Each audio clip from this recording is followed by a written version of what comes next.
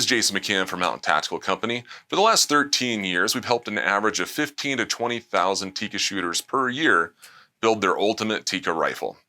Now, this is a little different video than we've done before, and we actually saw something new when a customer sent in a little troubleshooting video. And what the customer was experiencing with our bottom metal is he'd shoot one round and the mag would fall out. And we'd say, okay, well, we've seen this before. That's an easy one. It's either you're missing your magazine retention spring or your magazine retention spring's wore out or it's adjusted to the wrong place.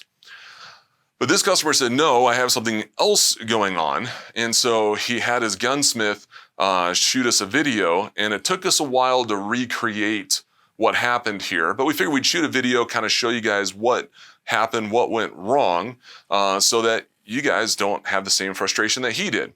And one of the things that stood out when the gunsmith sent us this video is his magazine had that much slop in the very front. So when you install a magazine in a Tikka, the mag catch grabs this little notch right here, and this part of the magazine is actually sitting on the action. There's no play there. There might be like just a skosh, but this is extreme. So the other thing is the gunsmith was able to pull up the back of the magazine. I mean, you shouldn't be able to pull your magazine out this far. So here's the video the customer sent us, and you can see that we've done the best we can to recreate the problem here.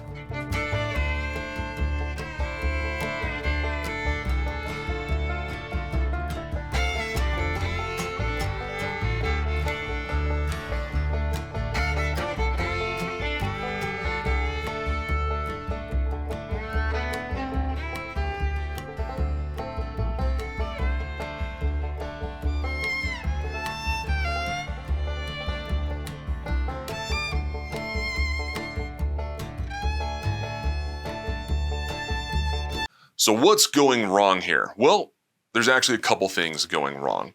First off, to create this gap between the mag catch and the action, the only thing that we've been able to recreate here to cause that is if the action is not sitting properly on the recoil lug when the barreled action was reinstalled into the stock when the bottom metal was changed out.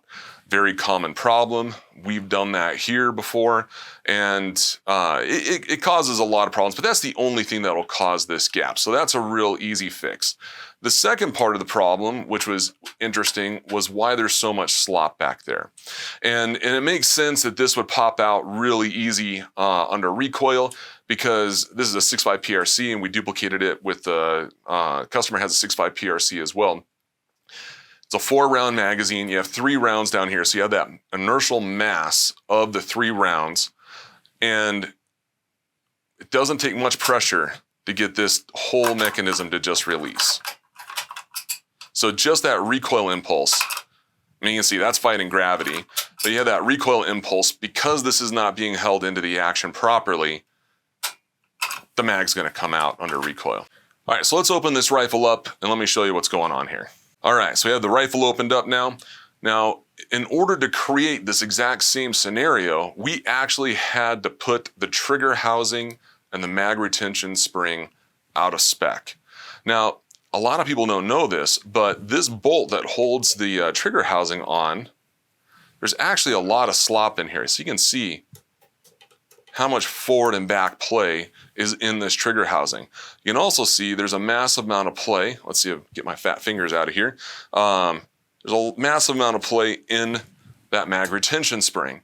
And so that's where most of the time when you shoot and your mag's falling out of your rifle, there's a problem with the way this is set up. And it's just typically someone's either adjusted their trigger weight or they've done something else cleaning their rifle, and this just didn't go back together correctly. They put it back together in the rearward position instead of pulling this forward. So here's what I'm gonna do.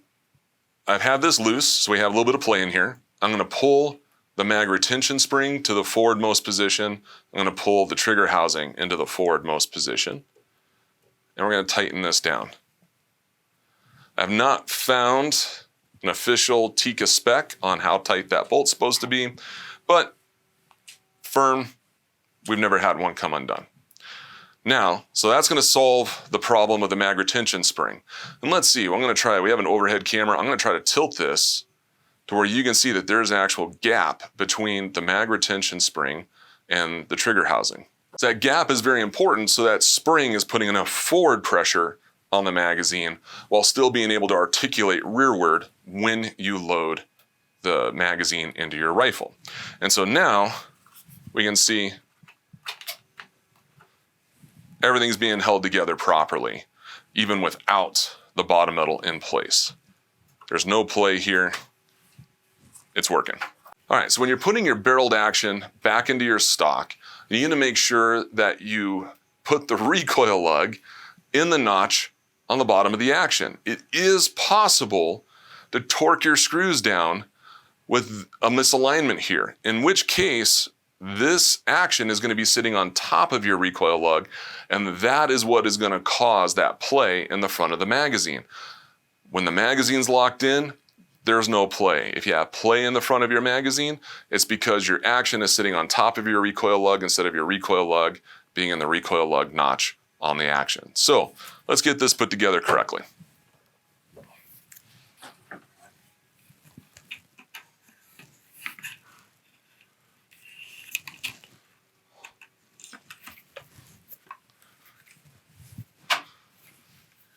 So, as we pointed out in our magazine installation video, our other bottom metal installation videos and everything, when this action is in the correct place in the stock, there's a little gas relief port here. It will be flush with the stock. If that is sitting above the stock, or you can see metal underneath that gas port, you are sitting on top of the recoil lug. You're not inside that notch on your rifle. We'll grab the front action screw, and I'm not going to torque this down yet. Let's get everything snug and lined up. Put in our rear tang screw.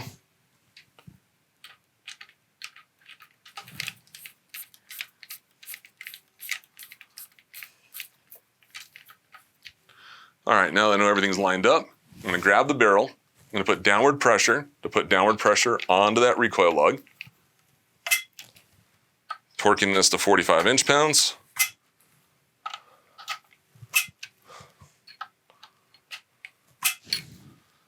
All right, let's see what we have now. We grab our 6.5 PRC mag, locks in. You can see there's no more play here. And in the rear, I can pull it up, but not much.